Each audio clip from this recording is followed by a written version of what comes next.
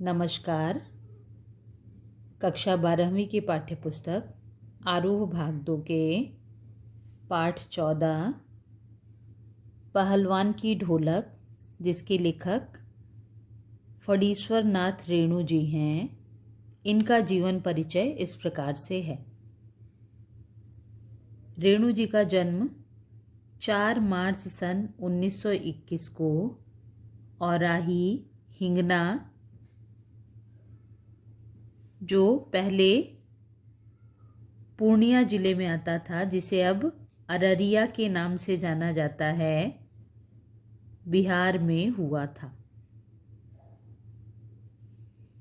और इनकी मृत्यु सन 1977 11 अप्रैल सन 1977 को पटना में हुई। साहित्य जगत में ये बहुमुखी प्रतिभा के साहित्यकार के रूप में आते हैं। इनके द्वारा लिखित प्रमुख रचनाएं, जिनमें इनके द्वारा लिखित उपन्यास मैला आंचल, जो सर्वाधिक प्रचलित रहा है। इनका अन्य उपन्यास परती परिकथा, दीर्घ तपा और कितने चौराहे हैं। इनके द्वारा लिखित कहानी संग्रह हैं ठुमरी, अगिनखोर, आदिम रात्रि की महक, एक श्रावणी दोपहरी की धूप, संस्मरण, ऋण जल, धन जल, वन तुलसी की गंध, श्रुत अश्रुत पूर्व। और इनके द्वारा लिखित रिपोर्ट ताज हैं नेपाली क्रांति कथा। इनकी विभिन्न रचनाएं 5 खंडों में रेणु रचनावली के नाम से प्रकाशित हैं। हिंदी साहित्य में रेणु जी को आंचलिक साहित्यकार के रूप में प्रसिद्धि मिली है। इन्होंने विभिन्न राजनैतिक व सामाजिक आंदोलनों में भी सक्रिय भागीदारी की है। इनकी यह भागीदारी एक ओर देश के निर्माण में सक्रिय रही थी, तो दूसरी ओर रचनात्मक साहित्य को नया तेवर देने में भी सहायक रही। सन 1954 ईस्वी में इनका प्रसिद्ध उपन्यास मैला आंचल प्रकाशित हुआ, जिसने हिंदी उपन्यास विधा को नई दिशा प्रदान की। हिंदी जगत में आंचलिक उपन्यासों पर विमर्श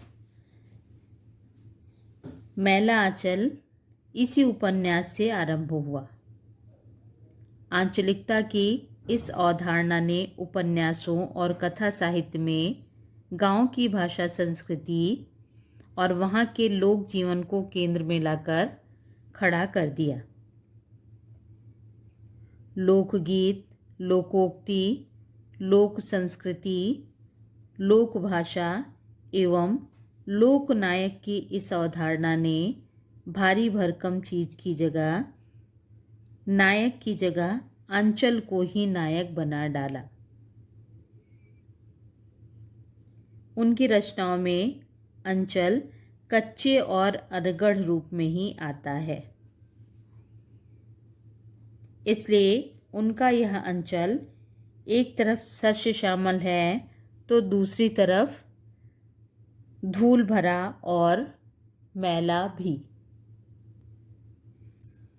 आज़ादी मिलने के बाद भारत में जब सारा विकास शहरों में केंद्रित होता जा रहा था, उस समय रेणु जी ने अंचल की समस्याओं को अपने साहित्य में स्थान दिया।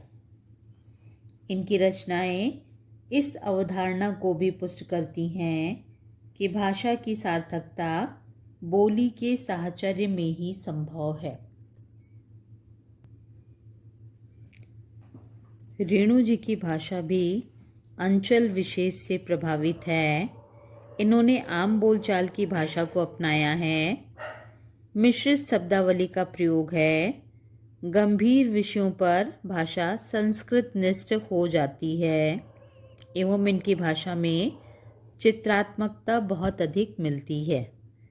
भाव प्रवाह के अनुसार वाक्य छोटे और बड़े हो जाते हैं, यानी भाव के अनुसार ही इनकी वाक्य रचना होती है।